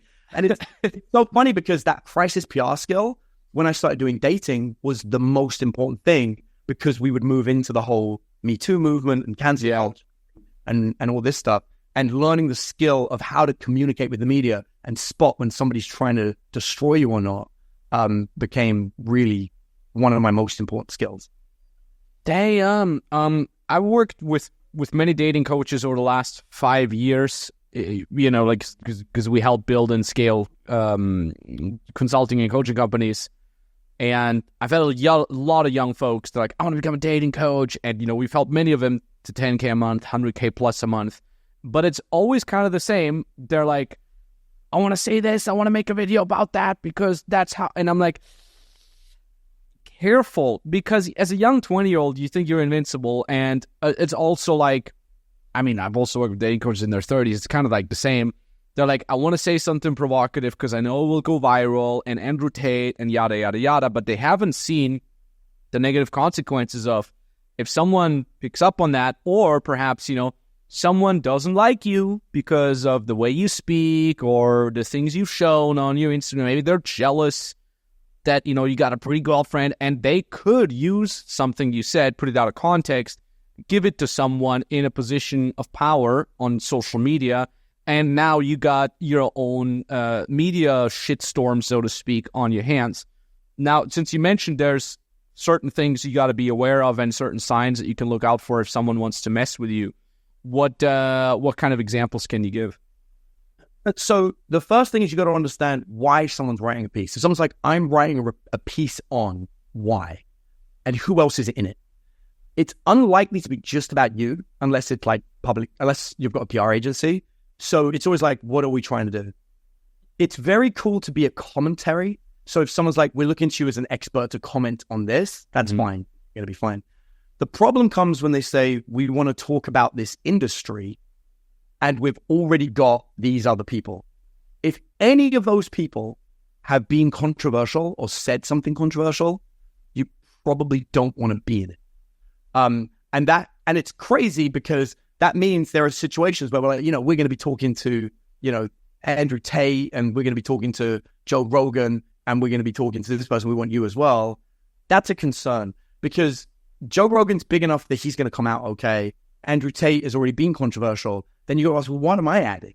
Get your ego out there. Say, why am I even in this? Why am I being connected? And I've turned down a lot of things that would have put my name out there, and I would have been in these other things that have ultimately 9 times out of 10 blown up in people's faces. And I'm like, okay, I'm glad I dodged that. What I've built is a very reliable, consistent, scalable business, right? That I can, I'm not based on controversy. It does mean that I don't have as many followers. It does mean that people don't care as much about what I say, but I'm real. And I got invited on a podcast, and I was warned by my buddy Michael Sartain.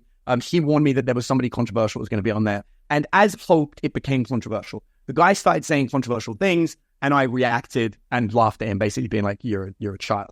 And it was really funny because afterwards, he's got like an army of followers. And so they went on a mission to like try and attack me and be like, blah, blah, blah, blah. And I just said the same thing every time. I was like, I want to remind you of 2 things. One, the thing he said that upset me was that he doesn't like his followers. I was like, that was my reaction. I was like, I love my followers. I love the people that I work with. I was like, that means he doesn't like you. You're defending someone who has said he doesn't like you. It's like, so just think about that. I was like, you're simping for a dude, number 1. Like, number 2, a lot of them said like, he owned you. And I was like, he definitely shouted a lot. I don't consider, I'm not threatened by people that shout, right? Like, I was like, that doesn't matter. I was like, but only one of us left that podcast with 2 girlfriends and went home and had a threesome. And I was like, and for me, the way we measure dating coaches is who goes home with the most women. Because he went home alone, and I went home with 2 beautiful women and ended up being with them both. And it was funny because some people were like, well, one of them, her body language looked like she didn't like you. I was like, well, there's only 2 ways to read this. Either she didn't like me, and then I took her home and had sex with her anyway, which means I'm amazing. Or you misread the body language, which is actually what happened. And you don't really know what's going on. What was going on was that she was very angry about the other guy, and I was trying to help calm her down because she was annoyed, which I get, right? But what I love about this is one of the most controversial things that's happened, but it shows the difference in weight. I've made a lot of sales off of that. A lot of people came to me and said, we saw the whole thing go down. We don't want to be with a bunch of angry men who are just like LOL owned or whatever. Like, we want to be with a guy that clearly went home with the beautiful women and has a wonderful, happy life. And if I'm going to be controversial, I would rather be controversial and be true to who I am, which is a guy that cares about women, enjoys being with them. It's funny, I always say this to my students. I was like, you don't have to date every woman. You can look at a woman and say, she's not right for me, I don't want to be with her. That's fine. I was like, but to be really attractive, the majority of women need to look at you and say, I could date her. Mm-hmm. Like, I could date him. And I was like, and the problem is when you act controversial, just for the sake of acting controversial, which, by the way, I know the other guy was doing because off camera, he was asking my advice about business, and he was really friendly off camera. It was like he was pretending on camera. He had this character he was playing. And I've learned, I don't know if you've dealt with this, I've learned a lot of influencers, that's like a thing they do. Like, they have their on-character persona that, which blew me away. I can't even imagine being like that. Like, I'm me. If you meet me, I'm exactly the same the whole time. And so I was like, I thought it was funny, but if everyone's following you just because you're saying crazy things, you're not being authentic. You're not being real to who you are. And I would rather live that life where I am the real me. And it's the thing I've always respected about you, actually, even when I knew you in RSD, like, and you said, we're in those group meetings. I'll let everyone here know, Max was not the easiest person to deal with in a group meeting in a good way, in a really good way. What I mean by that is Max knew exactly who he is and what he was and was not going to bend that due to peer pressure. And I had so much respect for you. And there were many meetings you were not part of where I'd said, Max is going to do what Max is going to do. And he's made that very clear. And I think everyone here needs to realize that he understands that he's smart and he knows what he's doing and he's built a great brand. And you guys are not going to control him in any way. So you better bring to the table what he wants to see or he's not going to be interested. And that was, you didn't know that, but that was what was going on behind, that was my advice to people behind the scenes, right? I'm like, you better listen to this guy because he's not playing a game. He's speaking truth. There's no manipulation going on here. And you guys are trying to read into it. Don't, just take it at face values. So I had a lot of respect for you. Even back then, I was like, you got to take this guy seriously. Thanks, man. Yeah, no, of course. But I don't take a lot of influencers seriously because I know when those cameras go down, they become a different person. It's funny you mentioned that because you mentioned it as a very good thing. In reality, it's just a matter of laziness almost for myself. I'm like, if I'm X persona when the camera is on and then Y persona when it's off, like I have to constantly be vigilant of like, will someone see me being the real me? And then, like in times where everybody can film anything, I'm like, what if I'm at dinner with my girlfriend and the neighbor table knows me and then they film me and they're like, this is not the actual Max. Like on social media, he's different. Look at him now, how he's hanging out. I'm like, fuck, that sucks. So I rather just be myself. And then specifically with the context of like an RSD, I'm like, yeah, like you said, like, don't read into anything. Like, I want this. Let's go do this. Like, I want to build that. How can we build that? There was no like, what's the meaning behind it? The meaning is I want to build this. Let's go build this. Can we build this? Because I'm almost like not smart enough, or at least not, I don't have enough mental energy to really figure out if I say this, it will make them think like that. And then if they think like that, I get what I want. I'm like, fuck, I don't want to figure. That's also why I'm bad at chess. Like, I don't want to have to think ahead 4 moves. I'm like, fuck it, I'll just move this and see what happens. It's like I'm a very direct person. So it's funny that it's funny because somebody did make a video on me once. Someone said, "Hey, they've done an expose on you where you disagreed with yourself." I was like, "Oh my god, what happened?" I don't ever believe that. He goes, "Yeah." He goes, "Recently, you said that you have 100% success rate with the women that you want to date," and I was like, yeah, "That's true." And I'll explain that for you in a minute. What I mean by 100%, which is my caveat. And he goes, "We found an old video where you say you can't get everyone, but you get most people." And I'm like, "Well, yeah. That video was when I was 28. Now I'm 43. I better be better now. I'm so much better now than I was at 28. I'm not disagreeing with myself. I got better. Like my skill set at 28 is nowhere near as good as my skill set today, right? Like I am so much better at dating. But it's funny that, like you said, people will find out, like, look, he disagreed. I'm like, yeah, I had red hair as well. I don't have red hair anymore. Like, like I wasn't pretending I was natural redhead, right? Like, come on. But what I think's really funny about that is people, they try to force these things. Like, look, that's how it is. I explained to them, I was like, back then, I thought the success rate was based on how many people I met. So if I met 100 women and I dated 80 of them, I had an 80% success rate. Today, I realize I don't even try to date somebody until I know we're a personality match. Yeah. And that changes the whole dynamic. It's the same as the way that I sell. I only sell to people I know I can help, which means my success rate is so much higher. It's the same in dating.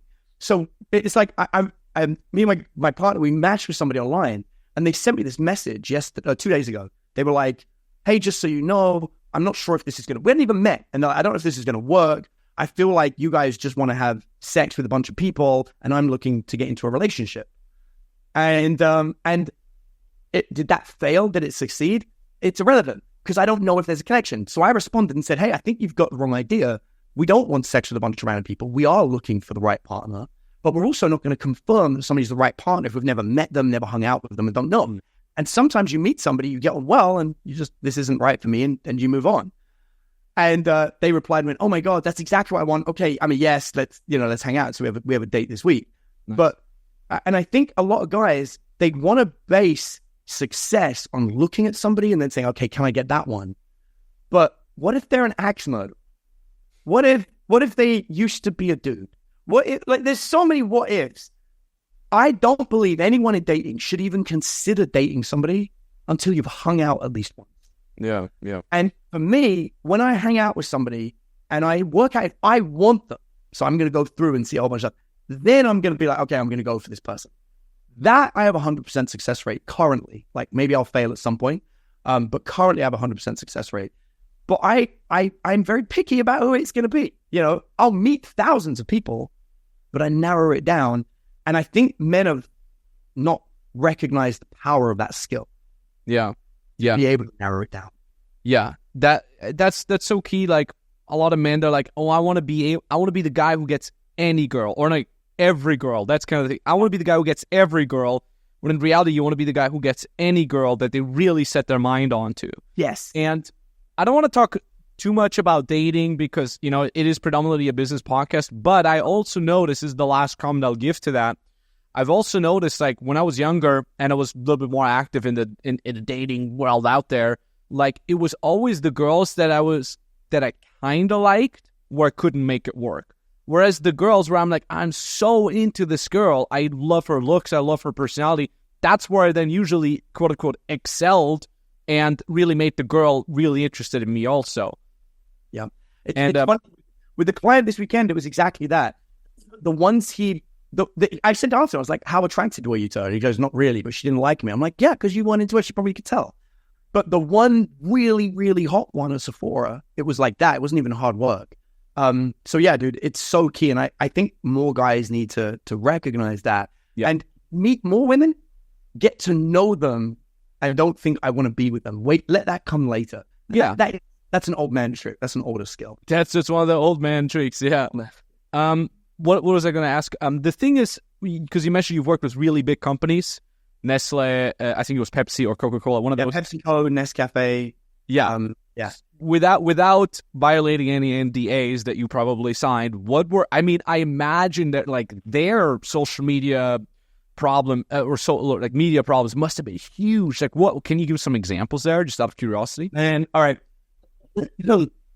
how I don't know what I can and can't say, so I'm not going to name any of the names. Yeah, but I'll tell a story. Yeah, let's hear it. There was a story of a well-known activist group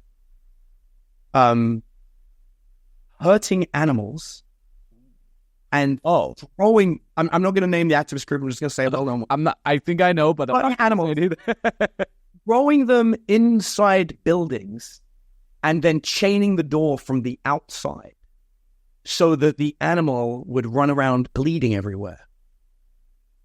And they really wanted that story in the media. And at the time, I don't know what happened since, at the time... So who wanted that story in the media? Activists. Okay, yeah, okay. Because that's what they want. It's like right now they're spraying that red or orange dye on Stonehenge and they're protesting, right? This is a thing that people are doing or whatever it is. They're spraying on fertilizer or something. But my job was make sure the media don't write about it. Mm-hmm. And so the key is, what can we do to get people not to tell that story? Because if the activists get a hold on the story, they will then duplicate it and it goes everywhere. And you don't want to be associated, so they and there's an art to making it boring to write about. Yeah. That's my job is making stories as boring as possible, and that was my skill set. So it sounds sensational, and then my job is to make it sound really not that great. How are you doing that? That sounds so damn interesting right now. Yeah, it's like anti-copywriting. You know, it's like anti-copywriting. Like, make it as shitty and boring as possible. Yeah. So journalists contact you, goes, we just heard that blah blah blah blah blah happened. Can you comment? Absolutely, I can comment on this.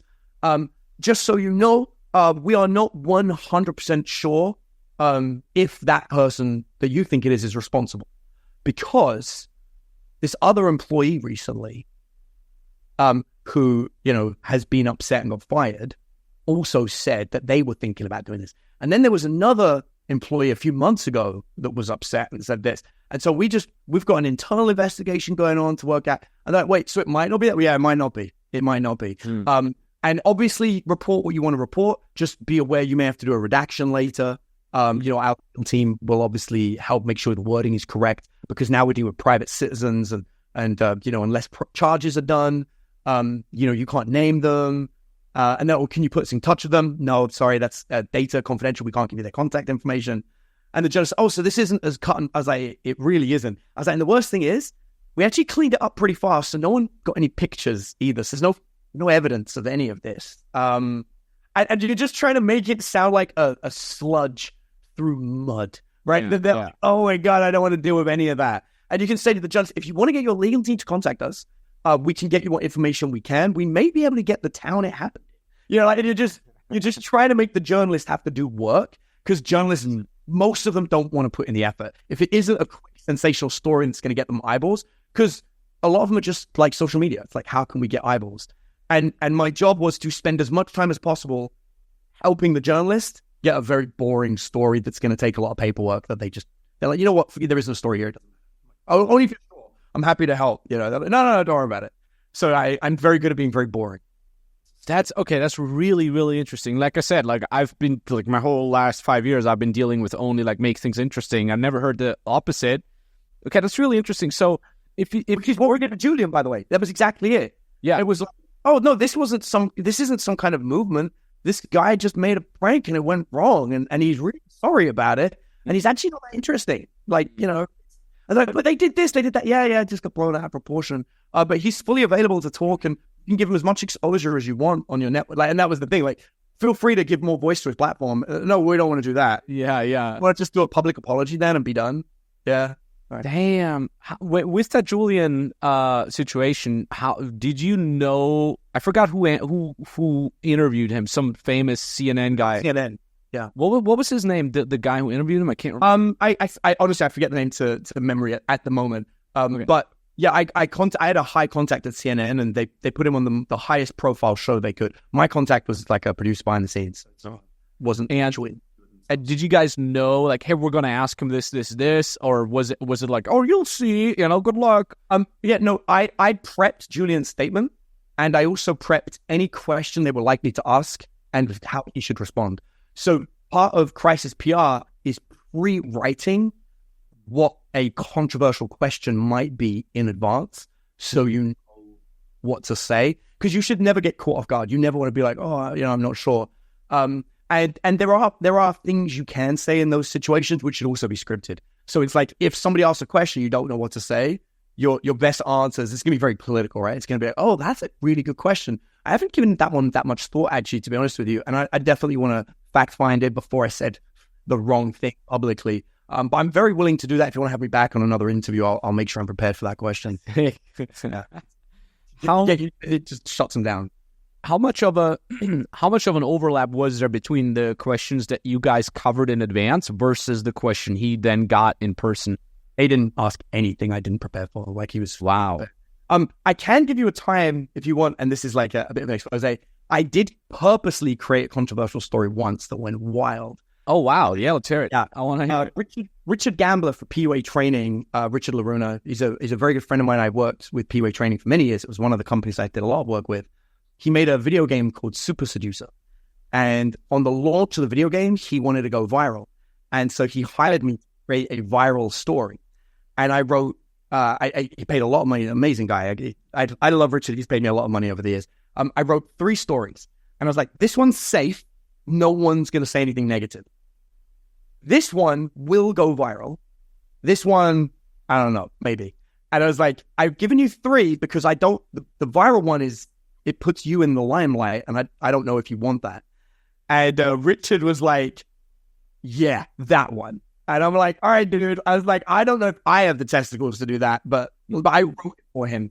And he ended up getting interviewed by, I think it was Piers, the UK dude. Yeah.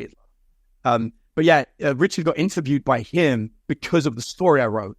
And the story was, Richard's leaving England because the women in England aren't attractive enough for him. Oh. And I wrote that story. I didn't invent it. He'd said that to me before. So I knew it was in alignment with who he is, right? Oh my God. Because he'd said to me countless times, he's like, yeah, I only date Russian women because they're beautiful. The women in England aren't beautiful.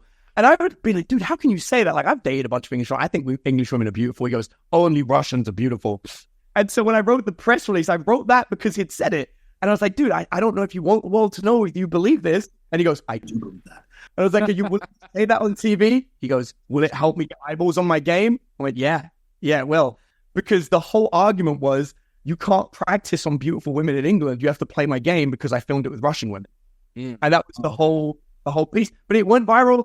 The game did really great. He made millions and, it worked. So that's And I have a number of those secret, I'm the behind the scenes guy that wrote the statement. Damn. Man, your life. Get the guy. I wrote the name, get the guy. I helped. I was like the guy behind. Oh, that was you? No way. That was me. Yeah. Dude, you have no idea how often I've been the behind the scenes guy or get the guy I literally named, because I remember writing down DYD, dating, and I was like, I want a woman's version of this. I was like, get the guy. And I created the whole brief, and Matthew Hussey actually bought it off of us. I wrote it for PUA Trading, and he bought it off of them. So yeah. Crazy, man. So that your life's so interesting, man. Now, in regards to this like whole PR dating industry overlap, from my perspective, again, as a business coach who's been helping a lot of dating coaches, and dating coaching being my first business that, made me, quite frankly, quite a lot of money as well, I'm always looking at the industry with some sort of a curious eye. I mean, I'm looking at the coaching industry overall anyways, but specifically the dating industry, I also look at it, and I'm like, it's getting really, really interesting, because on one hand, you have the rise of short-form content. All these dating coaches out there all do TikTok, Instagram, and so forth. On the other hand, you have this whole idea of like guys getting more and more socially weird and awkward and socially isolated because they don't have real-life conversations anymore. So much of it is online. So I'm looking at the industry, and I'm like, it's quite interesting. It's quite different from when I first started. We did a lot with long-form content on YouTube. There was no short-form content yet. There was no short-form fucking videos. I mean, Instagram was just doing 4x4 photos. What do you kind of like see from a marketing perspective? What direction the industry is going in? It's crazy. Dating is in cycles. So I've been in dating for coming up to 19 years, right? So it's in cycles, and it always goes like this. And to understand the marketing cycle, you have to understand the content cycle. So it starts with, we go in the late 90s. You have to be ripped, good looking, make money. We had the 30K millionaires, right? Like, you got to drive this car and you get women. It's all about status, power, and looks. That was the late 90s. Then in the beginning of 2000s, this new group of people came out and said, actually, you don't need any of them. You just need to be able to talk to somebody. And that becomes the shift away from, it doesn't matter who you are, it matters what you say. Now, we can go back in time, and we can go to Casanova. Casanova was a self-proclaimed ugly guy who was dating the women of rich lords and powerful people because he knew what to say.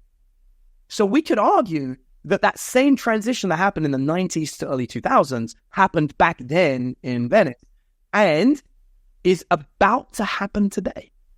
Because what happens next is everyone's using words, they're having good conversations, then the media says this is manipulative, we need authenticity. And then the guys shift and become, okay, well, I'm just going to be real. And he's like, I'm an honest guy, I just tell the truth. Well, in a world where everyone's just being real and not worrying about words, what matters, who is the most real and the most successful at being real, we go back to he who has the most money, the most success, and we have that. We are hitting the end of that cycle right now. Women are, I don't care how much money you have. I don't care if you've got this big platform and everyone follows you. Just give me a real guy who connects with me on an emotional level. We are about to see the rise again of people that know what to say being more powerful than those who have success. And it's the same cycle that just cycles over and over and over and over again.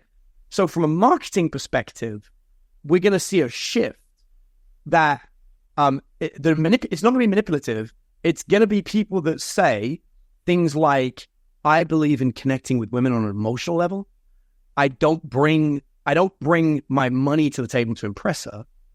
I make enough money to live a comfortable life, but I believe in creating experiences for me and her that just help us connect even further and deeper.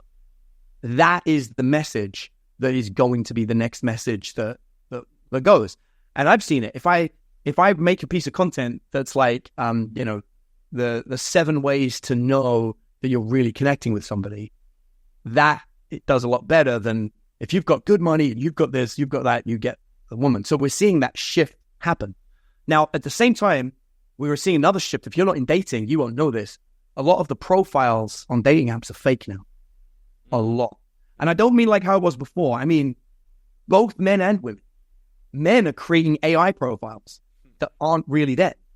And women are creating not just AI profiles, but there is a lot of OnlyFans people trying to get clients from dating apps. So you've got bots talking to bots in the dating app. And so, 62% of men in America are single right now. The biggest it's ever been. So men right now have no idea how to meet people. It's gone. And what I'm seeing is, and it's like I said, I took that influence student, I'm seeing a shift where people are like, how do I meet somebody in real life now? And I think it's coming back. I think people are going to want to go to workshops again. They're going to want to go to a bar, and they're going to want to go to a coffee shop and meet there, because it can't be an AI person. It can't be it's a real human. Like you're actually somebody again. And yeah, I think we're moving back to that world where real human connection is what people are going to be craving. So yeah, from a content perspective, I think YouTube is still going to be the king of long form. Yeah. I've got one of my buddies, he used to be the guy behind Mr. Beast. He was like one of the behind the scenes guys, and he's got his own channel now. And he says to me that he lent into short form content, but nothing beat long form on YouTube still. So that's that. I think you can't deny the age of short form content on TikTok or Instagram and the power of the scroll. And it's the same as always. It's the right method for LinkedIn, the right method for YouTube, the right method for Instagram, you use the right method for the right platform. But dating we're in a very transitory period right now. It's going to be very interesting. The next 3 years. I'm looking forward to this whole real life thing again, because like you said, like it's becoming more important than ever. It's too easy to catfish people online. Plus, I mean, ultimately, even if you are good at the online dating thing, you're going to meet the person offline. You're going to have, it's only going to bring you so far. And then eventually you have to be cool and charismatic and funny in person. So, yeah, man. Yeah, dude. And what you just said, actually, is exactly why I believe this is going to happen. Because I've got a 100% success rate of me saying, I think people are going to want to meet in line. And they go, that's exactly what I want to meet in real life. I don't want to meet in line. Yeah. Yeah, it's the next steps. Amen to that. Adam, we gotta wrap things up here. We're gonna do the next one in person. I'll be in Austin later this year. Yeah. Yes. Can't wait. Super duper hype, man. Super excited. Maybe we'll do it at your farm, man. Like I'm curious to see the chicken. Dude, I would love to have you out here. It's definitely an experience. I love it when people first come. They go, "Whoa, you are out here, and this is rural." I'm like, dude, because I haven't been in the countryside in Texas. I've been in Austin, obviously, but I'm super curious to see it, man. I'm super curious to see you in person and all that jazz. Very excited about that. And yeah, for people who've been listening to the whole thing, how can they find you? What's like the number one contact point for you? Best is just go on Instagram, just at the Adam Lyons, Lyons is probably the best. And you can find everything there. So, yeah. Perfect. We're going to link in the description, all that jazz. And thank you so much for being on the pod. And appreciate you, man. More to come. Yeah, I'll say this for everyone out there, like, and you should hear this. Like, it's easy for somebody to pretend to be good at business. I've worked with Max behind the scenes in an organization that he was working with in a collaborative thing. I'm telling you, Max is the real deal, like actually the real deal. And I just want to make sure I give this, because anybody else out there could be like, oh, I've seen his videos. Like, no, I'm saying I've seen him in business meetings. I'm saying I have actually seen this guy. He's not fake. He is real. And he's never given me money. I've never given him money. So like, I've got nothing to gain from this. I just wanted to make sure, like, real respects real. Max is real. So if you are looking for somebody to work with, who's good at business, I promise you this guy is actually good. Damn. Thank you so much, man. I appreciate it. It's such a nice... Man, yeah, I thought I'd give you that because, like, I know you're real. You know what I mean? Like, and it's hard to get a true testimonial from someone that actually, like, independently, I'm not in your company, you've never given me a penny, but you are real. I know you're real. I've seen you in meetings. Like, Max is real. So, man. Can only give you that back, my man. Appreciate you, brother. Thank you.